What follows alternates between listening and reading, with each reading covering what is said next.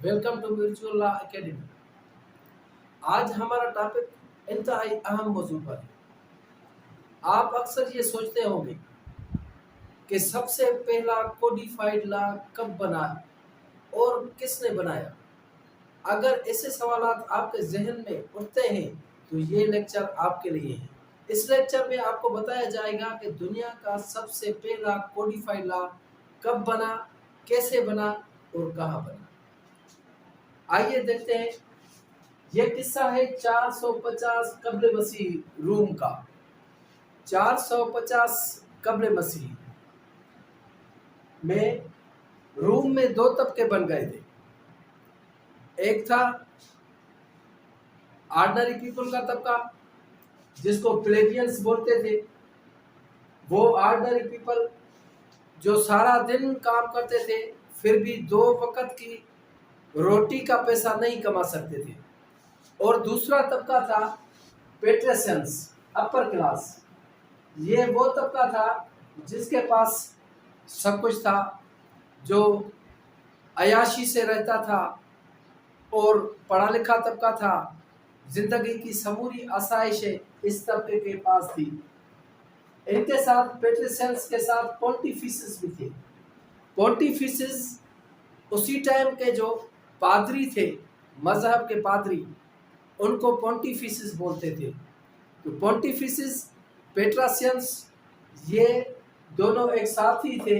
ये upper class के लोग थे। प्लेबियंस जो थे ये लोअर क्लास के लोग थे, ऑर्डिनरी पीपल। इनको दो टाइम का खाना नहीं मिल पाता था और इनकी अयाशियां कम नहीं होती थी।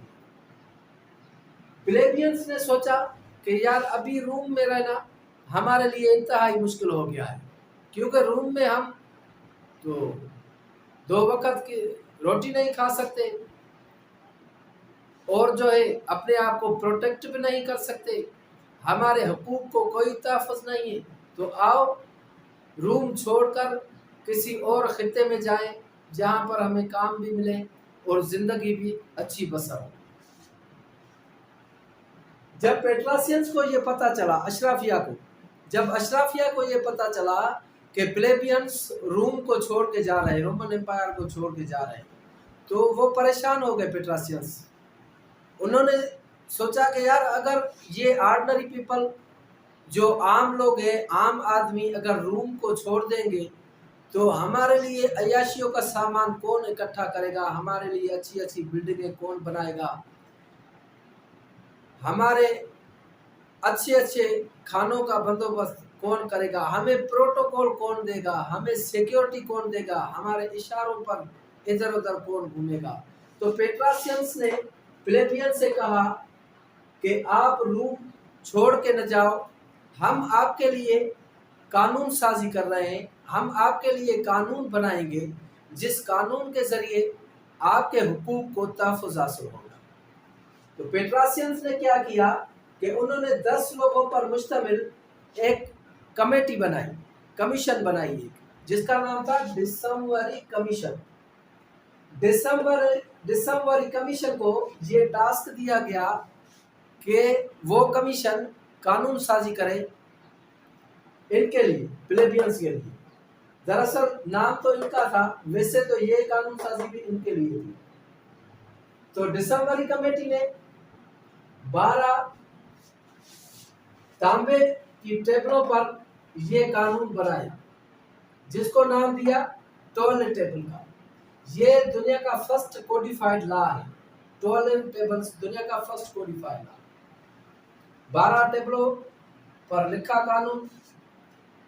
उसके बाद 387 बीसी में जब गॉल्स ने रूम पर अटैक किया तो उसने वो 12 जो टेबलें थी वो जला दी। कुछ टाइम गुजरा, फिर जो स्कॉलर्स थे, रूम के स्कॉलर्स, उन्होंने कहा कि यार हम बचपन से जो है ना ये लॉ पढ़ते आ रहे हैं, इसीलिए हमें ये लॉ जो है 12 टेबल का, टॉयलेट टेबल का, ये अच्छी तरह से याद है। इसीलिए बाद में उन्होंने दूसरी 12 टेबल्स पर ये लॉ बनाया।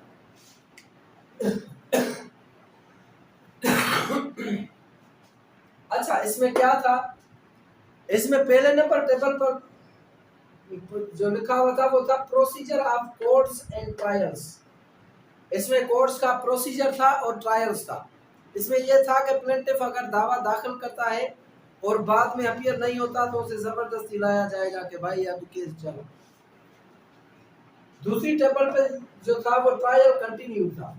इसमें यह था कि जो जो शाहिदी के लिए, एविडेंस के लिए जो भी आदमी तलब होगा उसको आना पड़ेगा, और वो जो अदलिया का बंदा है वो उसके दर पर जाकर हर 3 दिन बाद वो उसे बताएगा, ढोल बजाएगा कि भाई आ जाओ तुम्हारी शादी। तीसरी टेबल पर जो लिखा हुआ था वो था डेट के बारे में। इसमें यह था कि जो जजमेंट डेटर होगा, जिसके खिलाफ जजमेंट आएगी यानी मकरूज के खिलाफ, उसे कोर्ट 30 दिन का ग्रेस टाइम देगी। 30 दिन के ग्रेस टाइम के बाद अगर वो पेमेंट नहीं करता तो कोर्ट उस डेटर को क्रेडिटर के हवाले कर देगी, और क्रेडिटर को ये अख्तियार होगा कि वो डेटर को 60 दिन के लिए अपने घर में कन्फाइन करे। अगर 60 दिन से पहले डेटर पैसे दे देता है तो वो उसको छोड़ देगा। अगर 60 दिन तक डेटर नहीं देता पैसे तो फिर वो जो क्रेडिटर है वो डेटर को दोबारा कोर्ट में पेश करेगा। दोबारा कोर्ट में जब वो पेश होगा तो कोर्ट ये डिसाइड करेगी आया इसको बेचकर, गुलाम के तौर पर दूसरे को बेचकर उससे पैसा लेके इसका कर्जा पूरा किया जाए। अगर दूसरे को बेच नहीं सकते तो फिर उसको मार दिया जाता था। ये तीसरी टेबल में था। चौथी टेबल में right of father over family, यानी जो बाप है उसके अख्तियार थे फैमिली के ऊपर। उसमें यह था कि जो ड्रीडफुली चाइल्ड है, ड्रीडफुली चाइल्ड शैल बी किल्ड। जो मेंटली या फिजिकली जो बच्चे फिट नहीं होते थे उनको मारने का अख्तियार दिया गया था बाप को, कि जो फिजिकली या मेंटली अनफिट बच्चे हैं उनको मार दिया जाए। अच्छा, पांचवी टेबल में जो था वो था इनहेरिटेंस एंड गार्डियनशिप। इसमें यह था कि जो फीमेल होगी वो पूरी जिंदगी अपनी फादर की गार्डियनशिप में रहेगी। छठी टेबल में लिखा था एक्विजिशन एंड पोजीशन। इसमें यह था कि अगर कोई औरत कंटिन्यूअसली किसी मर्द के साथ 1 साल तक रहती है तो वो औरत उस मर्द की लीगली वाइफ मानी जाएगी और उसका शेयर होगा उसकी प्रॉपर्टी में। 7वीं टेबल में था land rights and crimes. Land rights में था बाउंड्री डिस्प्यूट। उसके अलावा रोड की विड्थ थी, रोड की विड्थ 8 फीट थी, और रोड जिस इलाके से गुजरता था उस इलाके के लोगों की जिम्मेवारी थी वो रोड बनाए।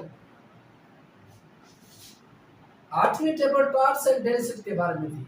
इसमें एक चीज अहम थी कि जो भी गलत गवाही देगा, जो भी फॉल्स विटनेस होगा, उसे पहाड़ी से फेंक दिया जाएगा। उसे पहाड़ी पे ऊपर ले जाके वहां से धक्का देकर फेंक दिया जाएगा। 9वीं टेबल जो थी वो था पब्लिक लॉ। इसमें जजेस और आर्बिटर के बारे में कैपिटल पनिशमेंट थी कि अगर जजेस या आर्बिटर पर रिश्वत लेने का, यानी रिश्वत लेके उसके हक में जजमेंट देने का सबूत मिल जाए या वो केस प्रूव हो जाए तो उसे मार दिया जाएगा। उसके लिए कैपिटल पनिशमेंट थी। 10वीं टेबल में ये था सेकंड लॉ था। इसमें फनरल के मुतालिक था, तदफीन के मुतालिक। इसमें यह था कि जो औरतें हैं वो किसी भी मैयत पर रोएंगी नहीं, तेज तेज चिल्ला चिल्ला कर रोएंगी नहीं। 11वीं टेबल सप्लीमेंट 1 थी। 11वीं टेबल में बताया गया था कि प्लेबियंस और पेट्रासियन के बीच में मैरिज नहीं हो सकती। प्लेबियंस पेट्रासियन से शादी नहीं कर सकते, पेट्रासियंस प्लेबियन से शादी नहीं कर सकते।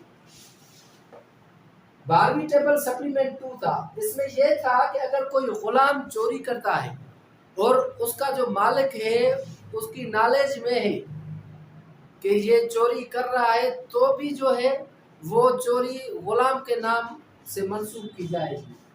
अच्छा, उसी टाइम इस टेबल के हवाले से उसी टाइम 8 किस्म की पनिशमेंट थी। 8 किस्म की पनिशमेंट्स दी जाती थी। पहले नंबर पे था फाइन, जुर्माना लगाया जाता था। दूसरे नंबर पे थे फीटर्स, बेड़ियां लगाई जाती थी, पाँव में बेड़ियां। तीसरे नंबर पर है कोड़े मारना, फ्लॉगिंग, कोड़े मारे जाते थे। वो क्राइम के साथ जिसका ऐसा क्राइम होता था उसको कोड़े मार दिए जाते थे।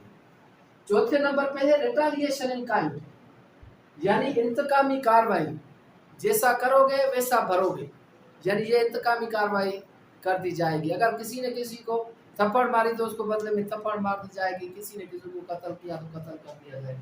ये इंतकामी कार्रवाई थी। उसके बाद जो था 5वें नंबर पर वो था सिविल डिस्ग्रेस, सिविल रुसवाई, कि जो भी गुनाहगार साबित हुआ उससे शहर में कोई बात नहीं करेगा। भाई सिविल रुसवाई है, ना लेन देन करेगा, ना बात करेगा, ना उठेगा बैठेगा, ये सिविल डिस्ग्रेस है। 6ठे नंबर पे जो पनिशमेंट थी वो थी बेनिशमेंट, जलावतनी, यानी ऐसे जो लोग होते जो स्टेट के खिलाफ क्राइम्स करते थे या बगावत की बातें करते थे, रोमन एम्पायर के खिलाफ बगावत की बातें, पेट्रासियंस के खिलाफ बगावत की बातें करते थे, उनको जलावतन कर दिया जाता था। यानी सबको जलावतन नहीं कर दिया जाता था, जो कमज़ोर लोग थे उनको तो मार दिया जाता था, और जो ताकतवर लोग थे जो पेट्रासियंस में ही थे उनको जलावतन कर दिया जाता था कि भाई ये तो हमारे ही तबके के लोग हैं, हम तो इनको मार नहीं सकते, तो लिहाजा जलावतन कर दे। लेकिन जलावतनी में उनकी जो मिल्कियत थी पीछे वो जब्त कर ली जाती थी। ये नहीं है कि जैसे अभी होता है कि भाई बाहर बैठा हुआ है और यहाँ पे कंपनी से कमा कर भाई को बाहर पैसे भेज। 7वें नंबर पर जो सजा थी वो थी गुलामी, स्लेवरी। 8वें नंबर पर डेथ थी। तो ये आपने समझा कि टॉयलेट टेबल दुनिया का फर्स्ट कोडिफाइड लॉ है जो रूम में लिखा गया। वो प्लेबियंस और पेट्रासियन के हुकूक के तहफ़्फ़ुज़ के लिए लिखा गया।